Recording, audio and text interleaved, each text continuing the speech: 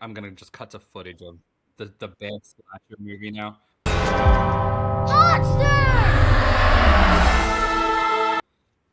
Well, I don't think that was actually the Grinch. Actually, now that I'm thinking about it, what do you guys think?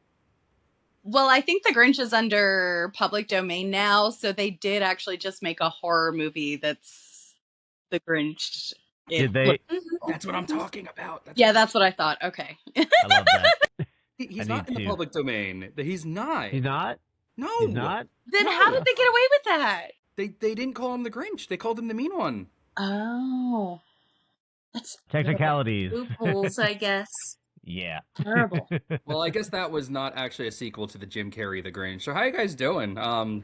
Despite being Jewish, my father loves to do Christmas, so, Also, I've got this very nice hat here, It's beautiful. Yeah. Adrian, you've got some hat head on your head, You stole my hat again! I did it. This is my hat. I don't believe you. I don't believe you. Well, I was gonna put it on my head, but it's too small, so I know. It's because I have no brain in there. Hey, we don't talk like that here. How you guys doing? Welcome to Demon Toast. This is the podcast of Death Wish Poetry Magazine. I'm your holly jolly Grinchmas host, King Loki. I'm the editor of Death Wish Poetry Magazine. With me are my co-hosts. We've got Ericka, poet, Hello. smart person, and Adrian, artist, smart person, insane person, and Mike, also poet and cool person. So what's up, guys? Happy to be here. Still recovering from the holiday shenanigans a little bit, but yes. I also don't know how it is where you guys are, but it's about 20 degrees up here, so little brisk. Little brisk. It actually cooled down here. It was like 80 degrees yesterday, and now it feels like it's going to snow. Really? Ericka knows. Oh my god. It's still warm for us. We're still hitting the 70s. Dude, Amarillo just got cold all of a sudden, and it's like, ooh, like I can see my breath. It's like duck's breath. It's funny. Yeah. Amazing. Well, it snowed out there, so I'm not leaving the house. I'm not even to walk the doggy. I don't care, I don't leave the house. You got snow. I'm so jealous. If you can call it snow, it doesn't really snow anymore. This planet's way too warm for it to really snow, It used to fucking snow, man. Go outside and Frosty would be like, why are you in my living room, I think the last time I saw snow, in person, was my senior year of high school. What I'm saying. Was that 2020? Hmm. It was snowpocalypse. I understand exactly what you're talking about. I don't know. I just remember this one snowstorm. I was maybe 4 years old, maybe 3. I walked outside, and my mother picked me up and threw me off the stairs. And I went, Mommy, no! And I hit the snow. And I got back up because there was enough snow that she was able to just chuck me. She's like, you like that? I'm like, do it again, Mommy. Never happened again. Must have been like 5 feet of snow, man. Like, it was crazy. Oh. Yeah. So that's never going to happen again. Thanks, Mobile. Thanks, Trump administration. Maybe he's the Grinch. So, yeah. I thought that, for our little impromptu post-Christmas episode, we would just hang out and talk about 2 classics. One of which is, produced this delightful thing. Isn't capitalism great? This is the Gremlins Furby, because there was an epic lawsuit when Furby came out. You guys remember Furby? You remember that? Yeah. I love Furbies. Yeah. I desire a long Furby.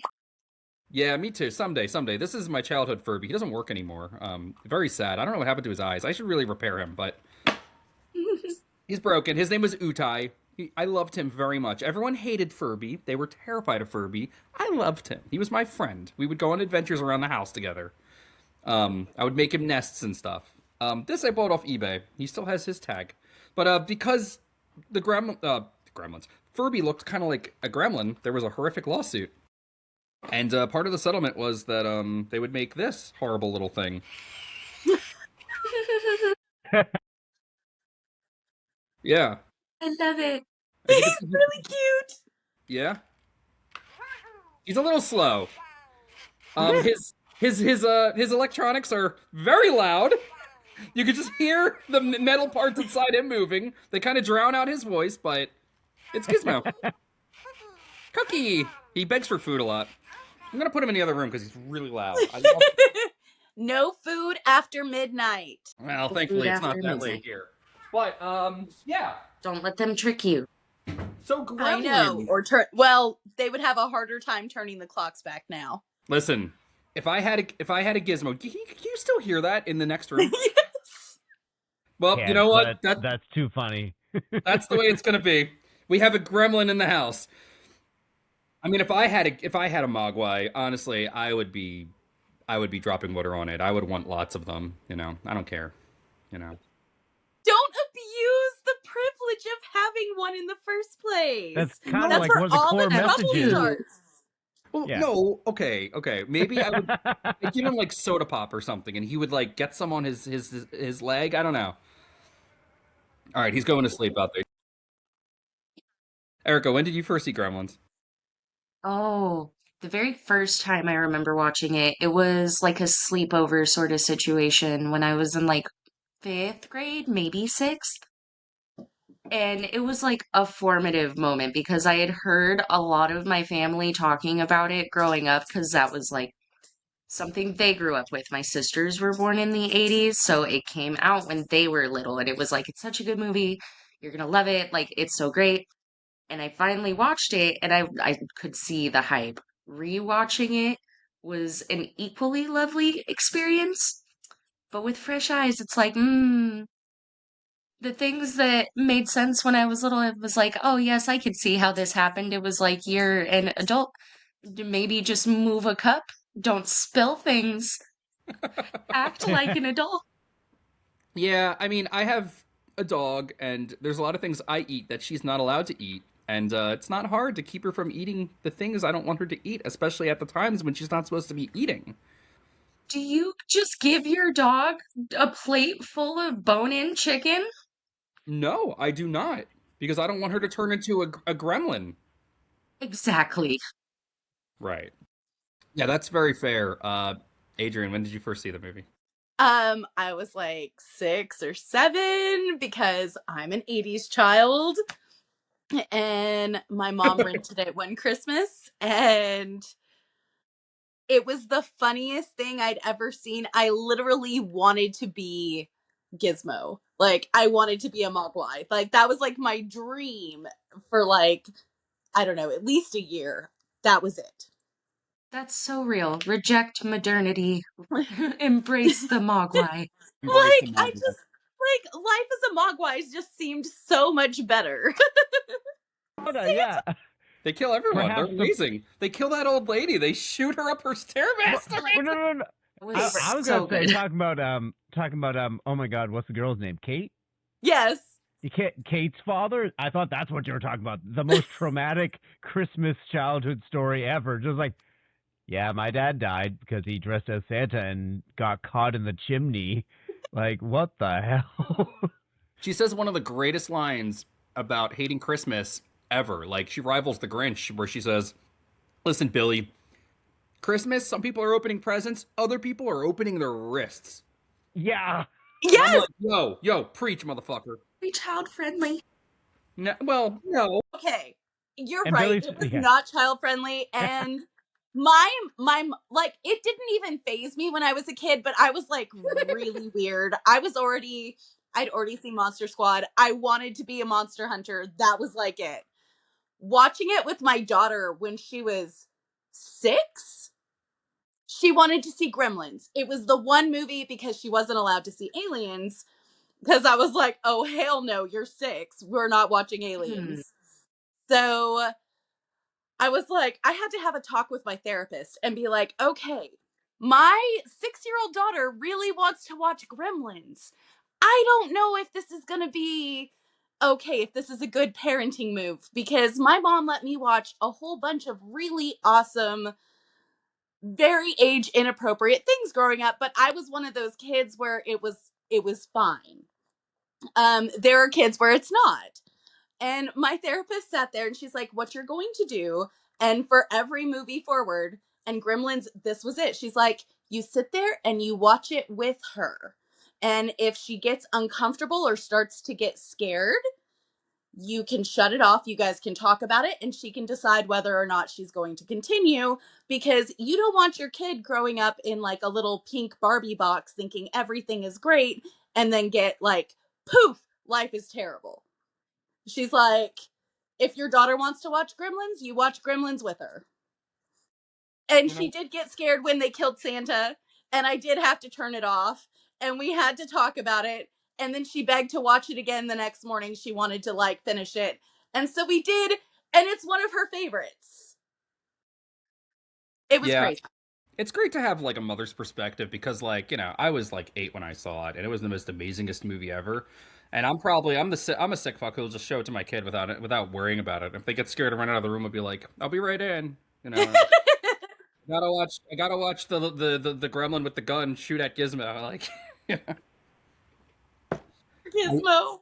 Poor Gizmo, and I think that's the center of our discussion. I will just say, I was indeed 8 years old when I saw it. I had a Furby. I loved little Utai. That was his name. I should probably prepare him, as I said before, but you know, Moshe, my stepfather, would just look at it and be like, "That's a Gizmo. That's a gremlin, man." And I'm like, I don't know what Gremlins is, and he would just tell me about it all the time. And he had this thing where we didn't really watch movies because we were Orthodox Jews, and we don't believe in fun. Like, God forbade that from the Jewish people. He would draw pictures of them. Like, he drew a picture of a gremlin, and he wasn't a very good drawer, so it looked terrible. But he drew a gremlin, and it was saying, "I am the Furby from hell," because I was obsessed. Like, when he told me there were more Furby creatures, I was like, I wouldn't stop asking him about them. I'm like, "Tell me about gremlins, Tati. Tell me about gremlins, Tati." And he was like, "Oh yeah, you know, you're not supposed to get it wet." And then they take the really cute one and they tie it up and they light it on fire and they throw it down the air vent, you know, and they torture it. And then they watch Cinderella and they throw popcorn because they're bad. It's and I'm like, Snow White. I got the princesses mixed up. They watch Snow White because they're awesome.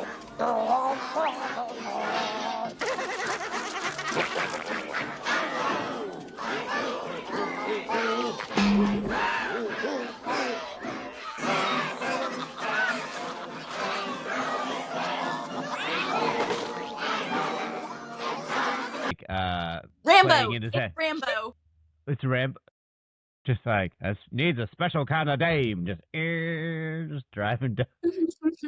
Gizmo is a bad motherfucker. And obviously, I loved that movie when I finally got to watch it in whole. I loved the second one, too, which is apparently very divisive, you know? Especially if you don't know anything about Joe Dante, and I don't know. And if you don't love Christopher Lee. I've had an adulthood full of, like, embracing schlock movies and anarchy, and, like, that movie's, like... Let's talk about Gremlins 2 real fast. What do you guys think of it? I loved it so much, because all we really need is civilization. No, Ericka hasn't seen it, which is fair. I have not seen the second one, just the first. Bruh. Seriously? Guys! I've actually watched Gremlins 3 times this year. 3 times this month. One just for fun, and then a second time because I was bored, and then realizing that we're doing an episode. I was like, I probably should have some notes rather than just being like going off the dome. I didn't even think about the second one. Love it. The second one is amazing. I guess it's up to me. Go ahead. Shall we get to it? Yeah, Gremlins? Adrian, I think it's up to me and you to sell the world on Gremlins 2. Let's do it. We got this. Yeah, so a little preamble. You know, Time Warner was like, "Yo, no one's buying our Gizmo plushies anymore." All right. So, Gremlins 2, where do we even start with this fucking movie? So, oh yeah, Time Warner. They really wanted to sell Gizmo plushies. They were like, "Oh, we're not selling as many Gizmo plushies with the, you know, the suction cup arms, you know, that go in the back of cars. Let's make a sequel." Well, no one wants to touch it. It's this, like, great movie. It's the sacred cow. No fucking director. They're like, Chris Columbus want to direct it. He says, no. Yeah. We're not doing... I'm not doing that. They talk to all these directors. Spielberg, you want to do it? I'm busy. I'm making art. I don't want to make fucking Gremlins. I'll produce it. Whatever. They go to Joe Dante. They're like, sequel? And he's like, no more studio bullshit. I have creative control. They're like, we're gonna a few years pass. No one wants to touch this thing. Finally, they're like, look, we like money. We like selling dollies. We like being relevant. Hey, want to make the movie? Creative control? They're like, all right, fine. And we get Gremlins too. This incredible, incredible, incredible movie that honestly has some of the manic energy that Joe Dante's other movie, Looney Tunes Back in Action, could have used a little more of. So it's like there's a company that has Gizmo. I don't know how they got him. Adrian, is it said in the movie? The China district, they're demolishing all of the stuff, and the old man dies, and so Gizmo's in that abandoned thing, and they have to go like get the inventory, and they find him, and they're like, ooh, we can sell little things like this is gonna be perfect. So they take it up to the place where Billy works. They lampshade the fact that Gizmo is adorable and perfectly made to make plushies of in the movie. They're like, oh boy, this'll be the best thing they're ever. literally making commentary on that. It's great. So I should probably highlight the fact that a lot of times with sequels, you make a perfect movie. And it's like, we have to make another one because we made too much money. We can't possibly just leave it alone. We have to make more money. We have to make more money. But the creatives involved are like, we can't make something on the level or better.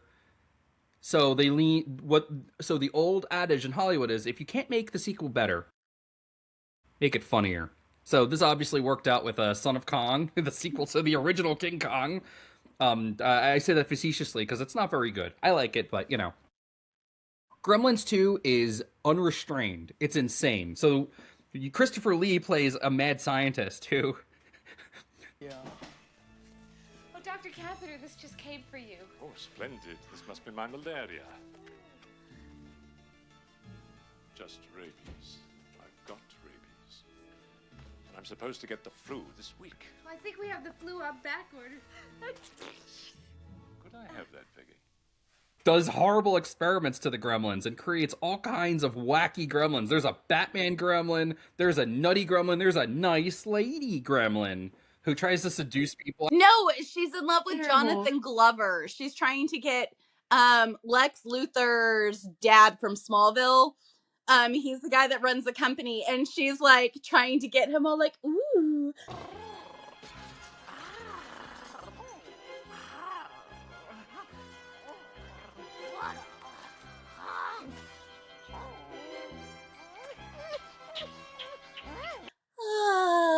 And it's really funny.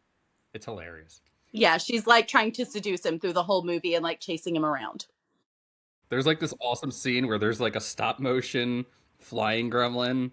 It's like the gargoyle gremlin. It's amazing. It's an amazing movie. He's got like these bat wings and stuff, and he falls in the concrete, and he goes on the cathedral and then turns hard, and he's like an encompassed gremlin gargoyle. It's funny. So what you're saying is Greg Weisman, who created Gargoyles, is a fucking hack who stole it. I mean, he was definitely inspired by that moment. I'm just gonna say that happened. Deep lore. Yeah. Actually, so did the Hunchback of Notre Dame, the Disney movie. I think they got that from Gremlins too. Also, if anyone's on the fence, there's a scene where the Gremlins, there's so many of them and they're so powerful, they destroy the film projector that the movie you're watching is on. So then Hulk Hogan shows up and he's like, "Hey, I was watching that." And I quit. Call the union. Call the National Guard. Those things have taken over the projector. They refuse to show the rest of the film. All they want to see is Snow White, the Seven Dwarfs. Enough! I'll take care of this.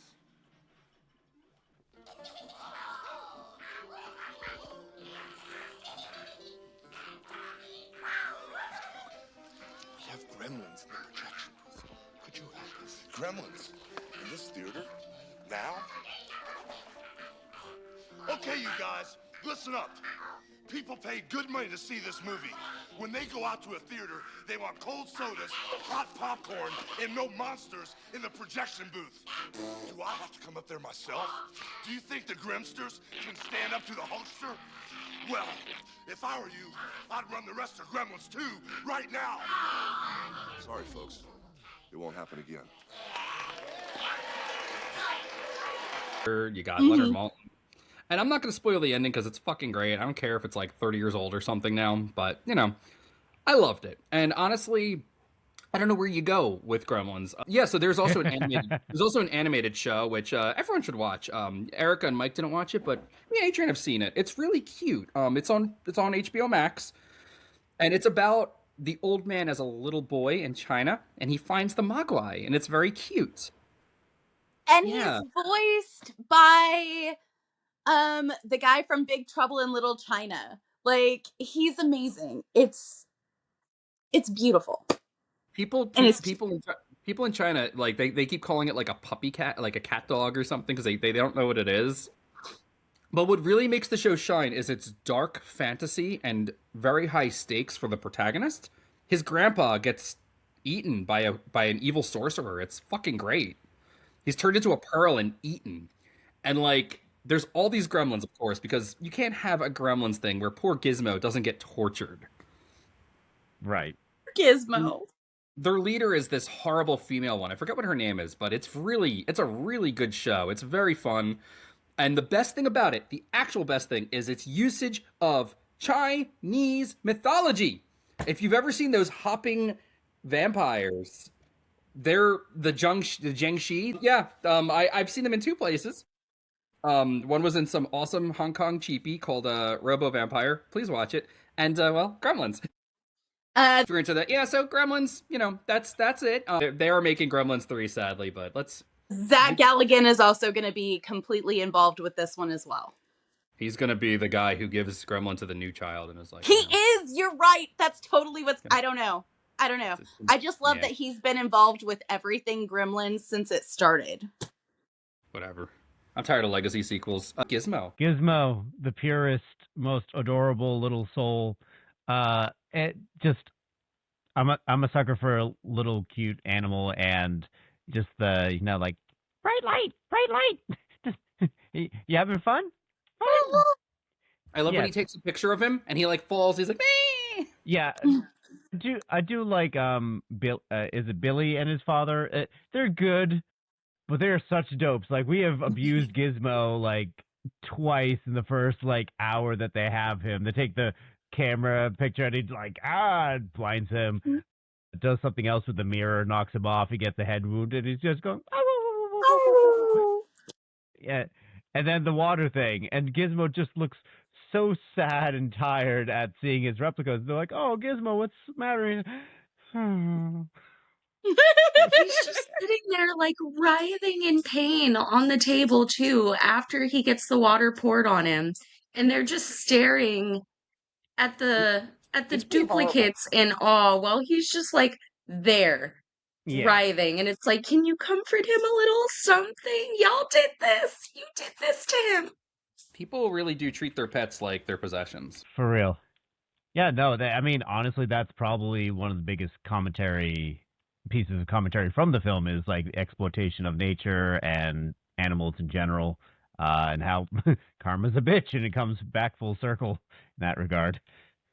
Absolutely. Dude, you saying that makes me think about the iguana epidemic in Florida right now, where people were releasing iguanas because they're terrible pets and they're very cheap and they're very cute when they're babies. But I mean, when it becomes a 6-foot hostile monster that's trying to bite your fingers off and hitting you with its tail so hard that you're crying, you might just open that door and let old petals run away, So these things thrive in Florida, and now they have these horrible lizards just destroying the environment, attacking things that are native. Also, tegus eating, which is another giant lizard, eating birds, native things, and there's a bounty on them.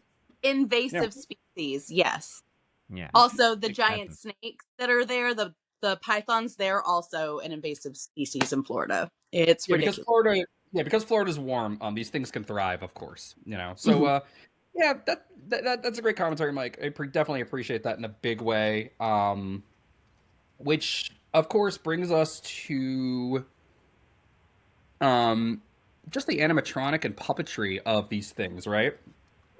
They're incredible. They're seriously incredible. Like that moment when all the other gremlins all the other gizmos, all the other mogwais are hand puppets. That's like the one moment where it doesn't work. That's it. Well, there's the stop motion also, but who cares? I mean, Stop motion's the best. Yeah, Gizmo is brought to life through this wonderful, wonderful, wonderful motorized puppet. It's incredible, and he's so cute. You know. Also, Yeah. I want to mention that Howie Mandel voiced him. Really? Yeah. So, yeah, Howie. Yeah. Do we like Howie Mandel? Is he still a good person? I don't know. It's hard to. No, keep he's a terrible dude. First question, how we doing?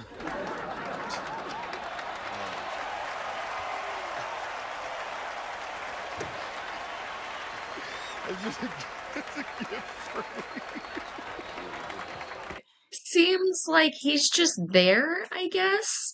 I Okay. don't know. I have personal beef with Howie just because I'm tired of seeing this ad on Netflix where he has those godforsaken little round sunglasses on inside. I just have beef with him over those glasses because, like, when do we start wearing hats and sunglasses inside again?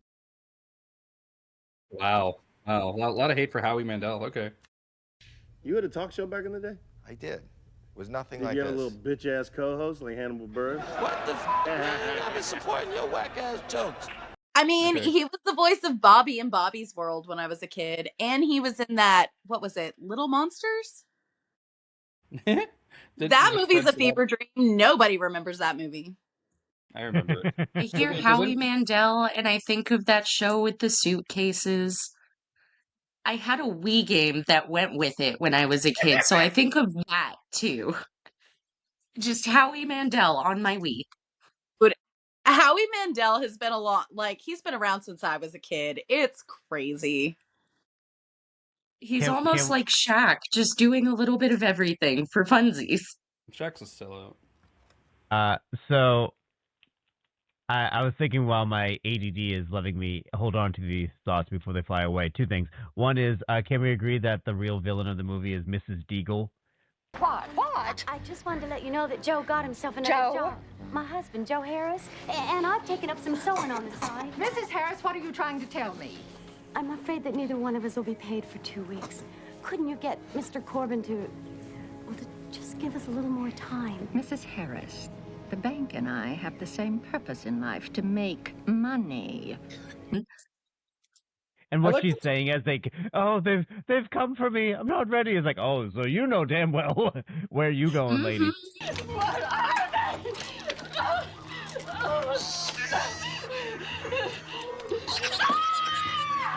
They're here. Oh, they've come for me.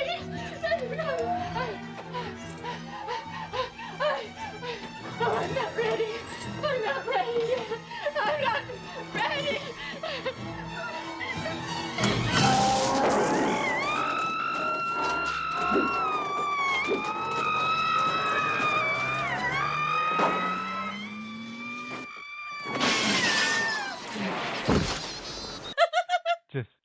I love that the Gremlins themselves, they're not like Art the Clown or Freddy Krueger. They're just wacky little dudes that are just having a laugh, you know? They're little chaos demons, and there's something pure about that, you know? Mm-hmm. Well, that's how they are supposed to be in lore. I mean, there's even crazy stories from World War II where, this guy swears still to this day that he had gremlins in his plane that, brought his plane down, and somehow they also managed to help him to survive. So it's this weird, it's just We're going to be disastrous, but not murderous most of the time. Yes! If someone dies in the crossfire, it happens. You know, we had fun. As long as it's fun, who cares? Mm-hmm. Yeah. I do have to say that since the guys really suck at doing much in this movie, the girls have to step up. Namely, Billy's mom and Kate. Billy's mom taking out mom is the Billy Bat. She is the best. Let's talk about Billy's mom. Well, Billy's mom is awesome, and I love that scene. I've always loved that scene because that's the moment when it becomes kind of a slasher, but it's her.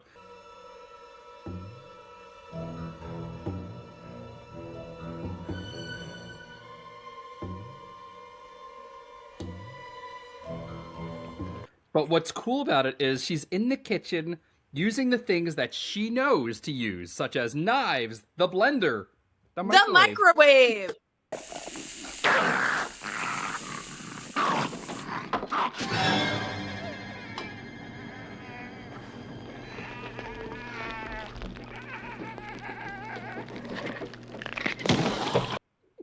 It's horrific. It's truly horrific stuff. But she's stepping up because she's the mom. She knows that motherfucking kitchen. You know what I mean? And we love ourselves a woman who can fucking defend her domain in this house. You know what I mean? Like, Absolutely. yeah, like I don't think I've ever seen a feminist takedown of that scene because it's great. It's truly great. You know, like It what's is there to in a hate? time where that stuff didn't really happen a whole lot. Right.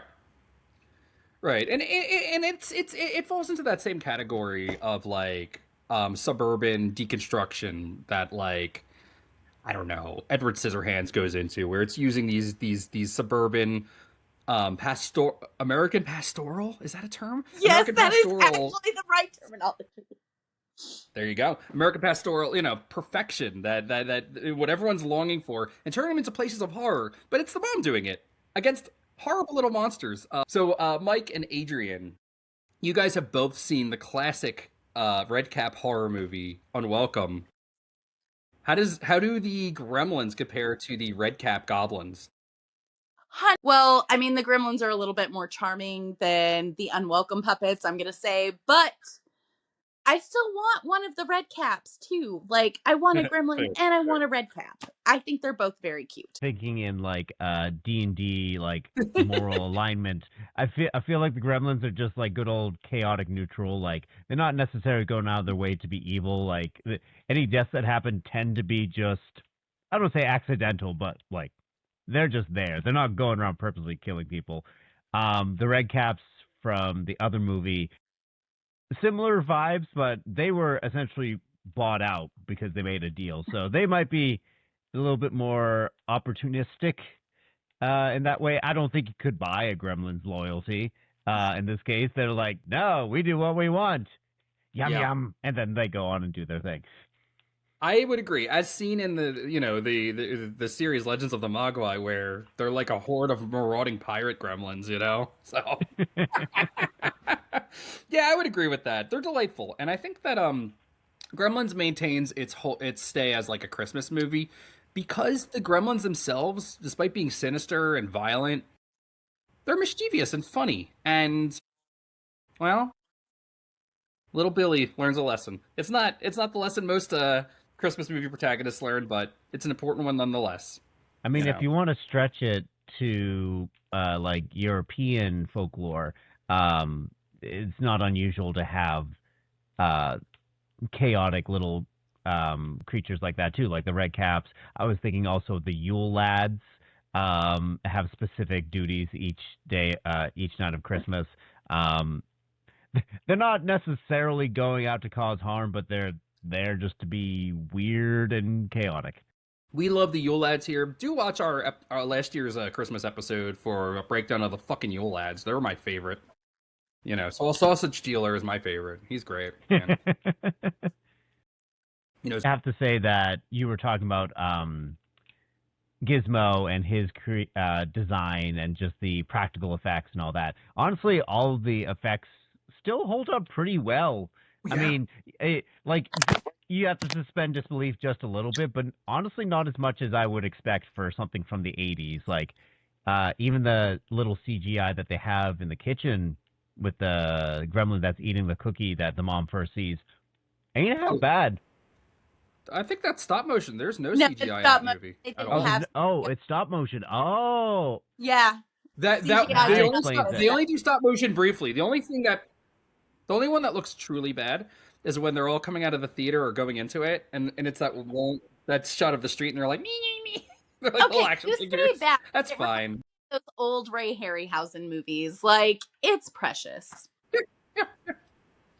Yeah, stop motion is always charming for me. Some people, it just doesn't. It's too jerky. I get it, whatever, but I don't know. There's something about puppets, and like there's some CGI, like modern CGI, that is so bad it's almost charming.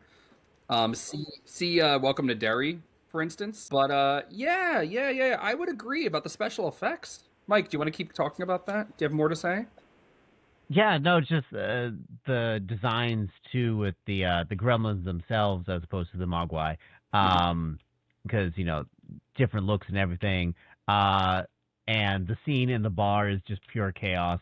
Poor Kate, putting up with all of them just serving the drinks and whatnot and Bless getting her heart. I love that she's flashed, I actually, guess. I don't know. see, that's that Joe Dante humor where she doesn't just run screaming the minute they show up. She's actually behind the bar serving them.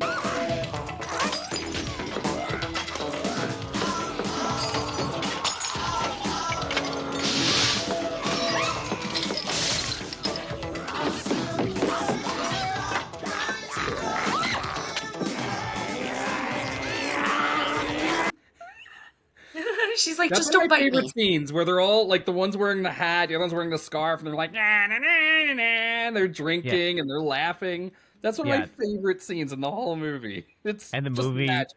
yeah, the movie scene with Snow White and just them all just perking up at the door saying, hi ho, hi ho, you have to work that girl. Just like, it and they're highlights the just fact looking that in like, they're singing and they love it. it highlights the fact that they're childlike and kind of Yeah. innocent. They're just miscreants. I was going to say, Stripe might be a little bit more actively malevolent, but wow. Yeah, he's a little antagonistic. He's like that yeah. mean little playground bully that's like, I'm going to take your toys and then shove you in the sand. Which is what he continuously does to Gizmo through the whole thing. It just gets worse and it makes me sad. Gizmo caca.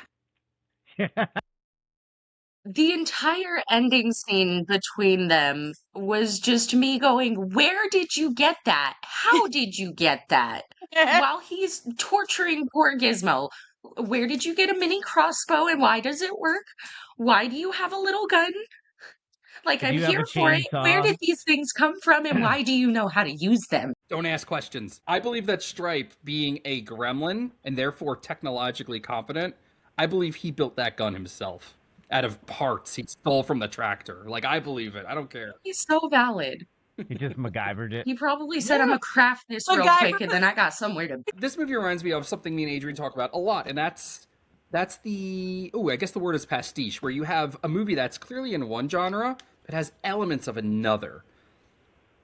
And like Gremlins is a pet movie, right? It's a Christmas movie, but it has horror elements. Right down to the fact when Stripe gets killed by the bright lights of the mall or the toy store, and he melts down, him and all the evil gremlins melt down into green, gooey slime, like something out of a trauma movie, and he even lunges back for one more, just like a horror movie, just like a monster movie, because that's what Gremlins is at its heart. It's a monster movie but it's also, there's other things I mentioned. I was thinking too, like on a brief tangent too, with just special effects in movies too. Is like, it's so weird to look at like CGI from like Pacific Rim or something like that from the like 2010s, and like that shit is good, and then stuff from like 2 years ago looks like garbage because the studios just rushed through the animation and whatnot. But it looks like it's now the pendulum is swinging back a little bit more the other way. Like I'm currently getting back into Stranger Things and the practical effects of that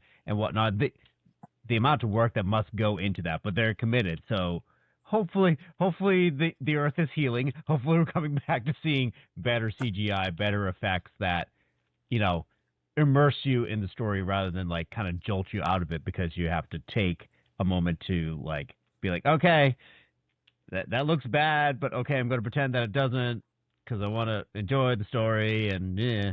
Yeah, so speaking of horrific Christmas movies that traumatize children, there's also Jim Carrey's The Grinch, which I just saw for the first time the other day. Hello, little girl. How dare you enter the Grinch's lair? The impudence, the audacity, the unmitigated gall. You've called down the thunder. Now get ready for the boom! Gaze into the face of fear. Booga booga! And let me tell you guys, I was blown away so much that I wrote an essay about it on our Substack, so check that out if you feel like it. But seriously though, I avoided it for years because I didn't grow up with Christmas and all that, and all I know was they made this stupid Jim Carrey movie, and I wasn't allowed to go to the movie theater, so I didn't see it. But growing up, my assumption was that like he was going to be doing like The Mask, and to me, the Grinch was this refined, articulate fellow who didn't care for Christmas because it was loud and gauche and obnoxious. So I don't watch it. Until well, I don't know. I turned around on Jim Carrey because of Sonic 3, where he does this incredible stand-up knockout performance. And this year I decided I'm gonna watch The Grinch. Why the fuck not? And well, we'll get into my thoughts in a bit, but Adrian, Mike, you guys watched it. If I may, because I'm sure I'll get my gushing about it out of the way first. Yeah, I grew up with this. I love this version of the movie. I was joking with my wife. She can probably say all of Clue by heart. I can say most of The Grinch by heart. Like, I'll just say so many of the quotes out of context. Just be like, my schedule won't allow it. 4:30, I'm with myself again. I can't cancel that again. Solve world hunger. Tell no one. Just all these random quotes. Just coming through. But, like, it's just a genuinely fun movie. I also love the fact that the actress who played Cindy Lou Who is now Taylor Momsen of the Pretty Reckless, and kicks ass as a rock star who literally also just covered the song she sang in the movie from 25 years ago. And it's pretty badass. So I did not know she covered that. They just released it like a week or two ago or something for Christmas, so it's fun. But no, the Grinch is a lot of fun. I do laugh that the guy who plays the mayor, I keep looking at him as like, he kind of looks like Mitt Romney. I don't know what it is. Like, he looks like an old Republican. Mike, it's Jeffrey Tambor, the famous sex offender. That's funny that you think he looks like Mitt Romney, though.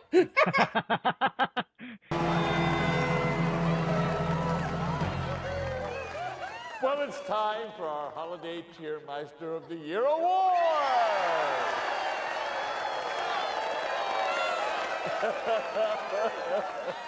Congratulations, Mr. Grinch. He isn't here. What? He didn't show. Who could have predicted this? If the shoe fits. Adrian, is Jeffrey Tambor worse than Mitt Romney? I'm not sure. I'm gonna say it's about, 50-50. I haven't heard of Mitt Romney in a minute, so. It's funny. It's funny that Donald Trump voice I do sometimes. That was originally the Mitt Romney voice. Hey, Mitt Romney. Yeah, so it's been adapted because standards have gotten worse. But yeah. I agree. So tell me more about the Grinch though before me and Adrian take over. I think I must have seen the original, like read the Dr. Seuss, seen the original like 30-minute special, whatever it was, the cartoon, and the fact that they made a 2-hour movie out of this relatively short story. I'm like, okay, whatever. But I'm just a sucker for all the mannerisms with Jim Carrey. I think I must have been old enough when I watched it that like it wasn't nightmare fuel for me, but I can understand where if you're a little younger and watching it, just seeing all that makeup would have been terrifying. But yeah.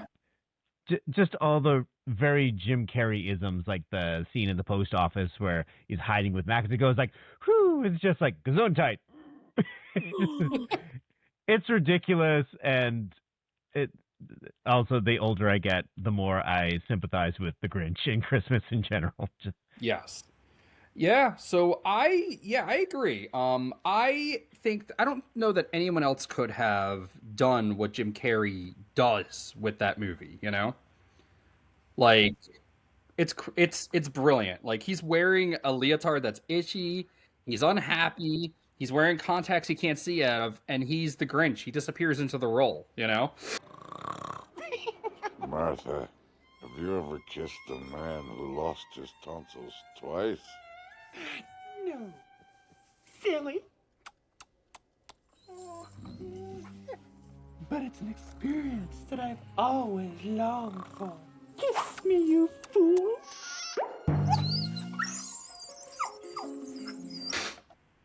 I also have always loved The Grinch. This movie is insane.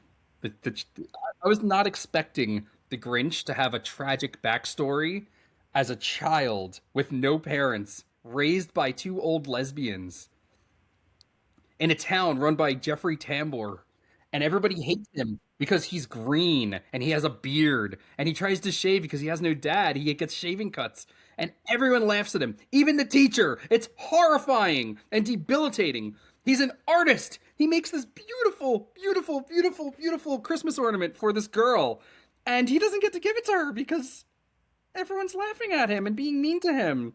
All because he's green. And yeah, he runs away to live in the mountains like a weirdo. Never those who's inviting me down there on such short notice.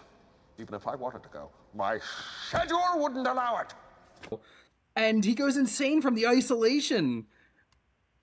Like, it's great. And like, considering that like, we're watching an absolute madman, Jim Carrey is perfectly cast. He's not just doing The Mask. He ends up pretty precious in it. Like, towards the end, like, in his face and like the way that he like moves with all of that like makeup and prosthetics and stuff like that. He's so cute. He's just so cute. I just want to give him a hug.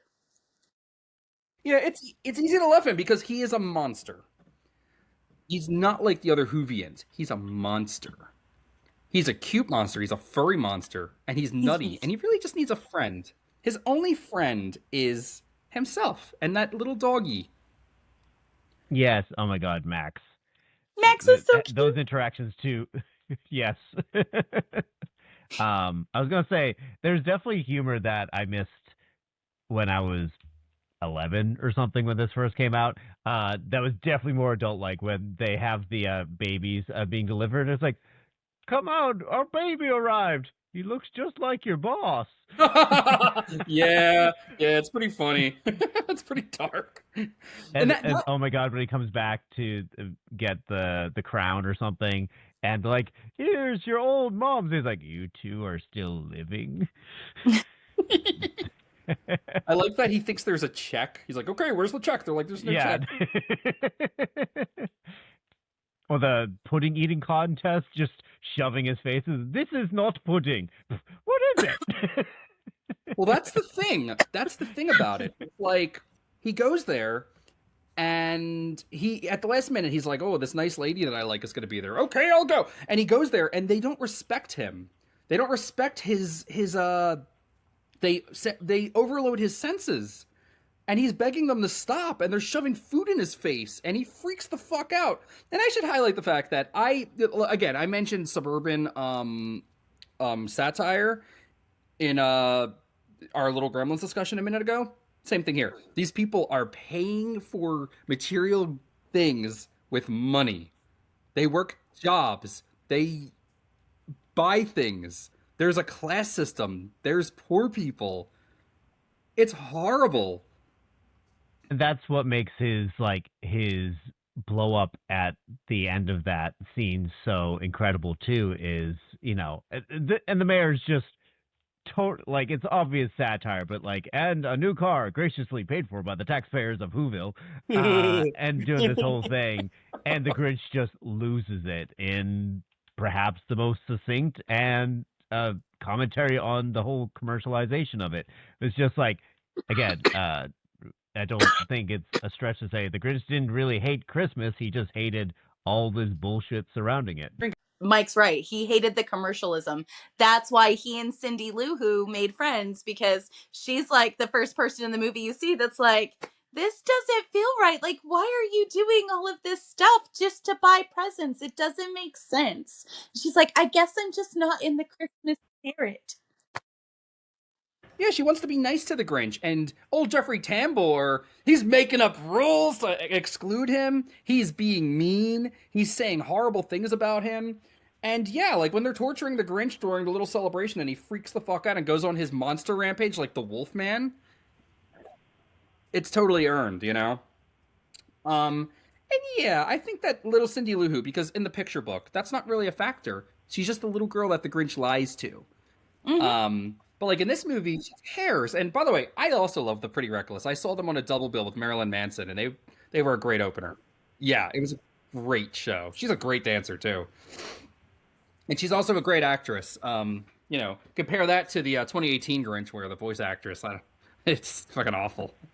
It's been Cumberbatch. Yeah.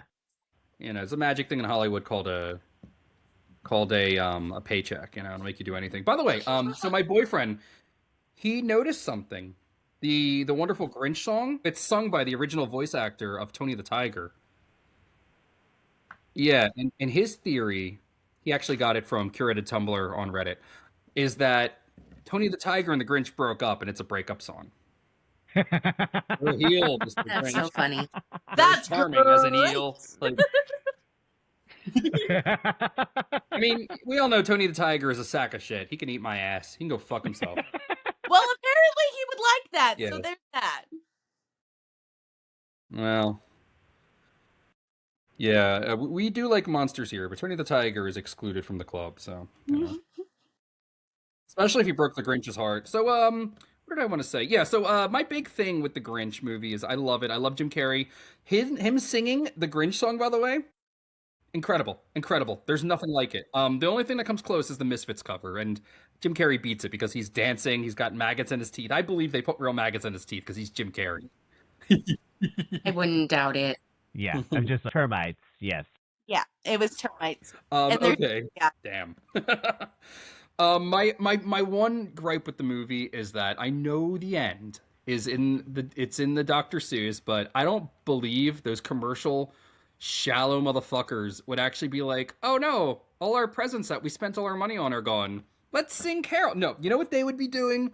To take the monster thing as far as possible, they would be like the villagers at the end of Frankenstein with torches and pitchforks. They'd be on old Mount Crumpet going for the Grinch's head. Yeah. You know it. You all know it. Mike, do you disagree? No, I realistically, yeah, they probably would have gone that way. But I think there's something to be said too that Cindy Lou Who's father standing up to the mayor is perhaps the first sign we see of people like dissenting at all. And he's not like, he doesn't punch the mayor. He just simply says like, you can't destroy Christmas because it's not about all this stuff.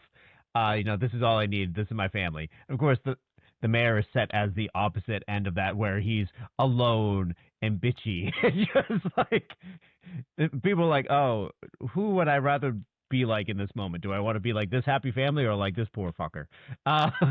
Yes. And it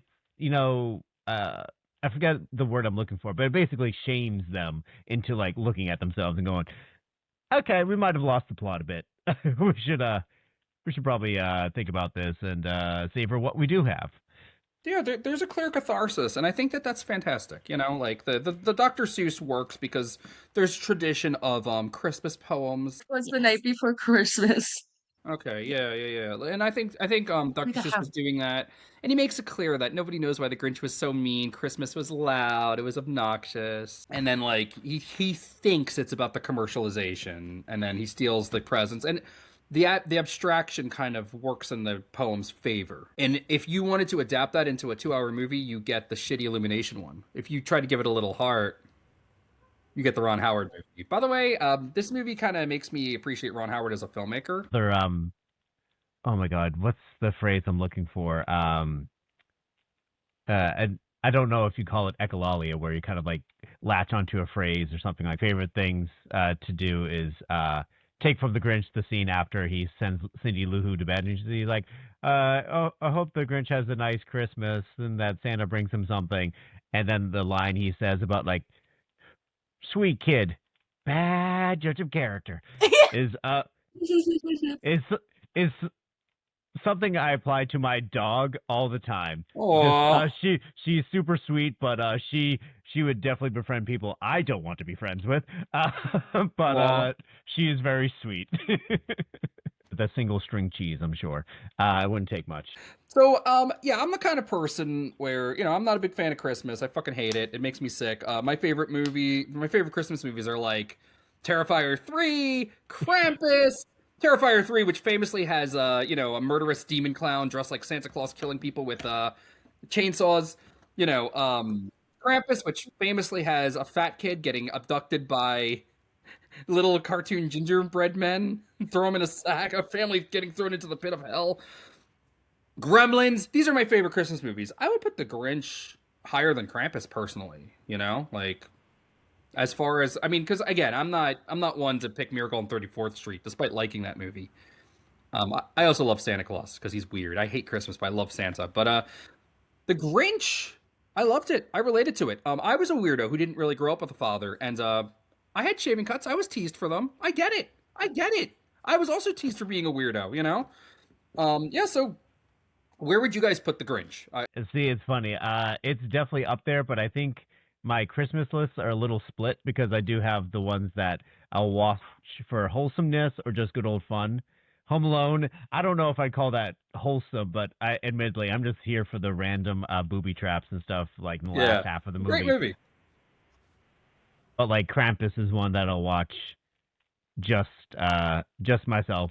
Also, the Jack in the Box, definitely the most terrifying creature in that movie. Just the going up in the attic and seeing that thing. I'm like, fuck no, I can't. But great movie. No, The Grinch is pretty high up there. But man, it's hard to pick a favorite. Gremlins is very much in that final circle of must watches in December. Fuck yeah. So yeah. Absolutely. Adrian, where would you put The Grinch? Gremlins is still higher, and so probably 2 is Die Hard, because to me that is a Christmas movie. I'm just saying. Yeah. But I would actually put The Grinch probably underneath Die Hard. It might be top 3 now. For Christmas. I have a gun now too. Ho ho ho. Right. Die Hard in the mix, that's definitely making my cut, and Gremlins is definitely high up there. I am a sucker for musicals and queer love stories, though. Rent is one of my all-time favorite movies, but especially around Christmas. Christmas bells are ringing somewhere else. Yeah, absolutely. Seasons of Love, I'll listen to year-round, but it hits extra hard on Christmas. 25,000, all the minutes. Give me all of the love. I know. The main great. song, though, I swear was especially with me in high school, was a go-to for the choir department to practice. So you'd walk by and you 525,000, and I'm like, oh my god, I heard it again. Love to hear our school choirs singing those. It's so fun, but I'm like, oh god, not again. Rent, Die Hard. Yeah, what else? Is that it, Ericka? Do you have another one? That's it. Those are good ones, though. Those are solid recommendations. Yeah. I'm a weirdo who would put Santa Claus Conquers the Martian a little, right next to those 3. But maybe don't watch that one. Watch the Mystery Science Theater. There's also this Santa Claus movie from the '60s. It's Spanish, where Santa fights the devil. That's pretty good too. I recommend that. It's just called Santa Claus. There's also fun. Oh, it's great. There's a Mystery Science Theater version of it. We should watch it on stream or something. But yeah. Just like to say, it is definitely a monster movie. It's handled like a monster movie. Aid, my dear, yeah. Aid. Yes?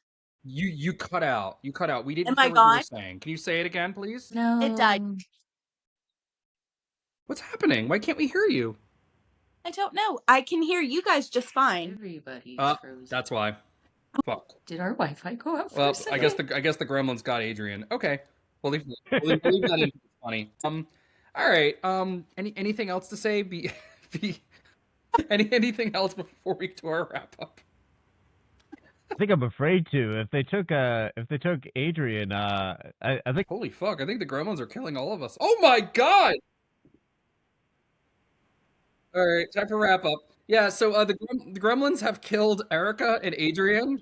So we're gonna do our wrap up now. Follow Ericka on Instagram, Monstrum Exemplum. She's a poet. She's awesome. We love her. Mike, of course, has a podcast called Mike's Millennial Podcast, where he talks about geek culture and other cool stuff. You want to talk about that for a minute? Sure, yeah. Mike's Millennial Falcon, you can find at MMFalconPod on Instagram. We're taking a break for the holidays. We'll come back in probably February. Luca is essentially my co-host at this point, so we're brainstorming what to focus on this season. There's been a lot of movies that have just come out that I'd love to talk about between the Knives Out series, the new Frankenstein, the new Resident, 28 Years Later movie we're going to see. Stranger Things is wrapping up. There's a lot to talk about coming up, and maybe even bringing on some guests this season. We'll see what we can do. We got big dreams. We'll see what we can do. Big dreams, as we all do. And sorry for getting. Adrian is, of course, the chairperson and founder of the Horror Art Film Society of Amarillo. Follow the Instagram account that's linked below for that. I mean, if you're an artist or you're a writer, they also have a magazine they're producing, so check that out. And of course, I'm King Loki. Read my books at demonlandbooks.com. Follow Deathwish Poetry Magazine, and hire me to edit your book or proofread it, or I don't know. I'm also a writing coach over at nightcapright.com. That's about it. I hope your Christmas was great, your Hanukkah was even better, and your Kwanzaa was the greatest of all. And any other holidays or solstices you're celebrating, I hope they were merry and full of joy. Other than that, hey, make art, write poetry, love your demons. Ave Satanis. Other than that, hey, make art, write poetry, love your demons. Ave Satanis.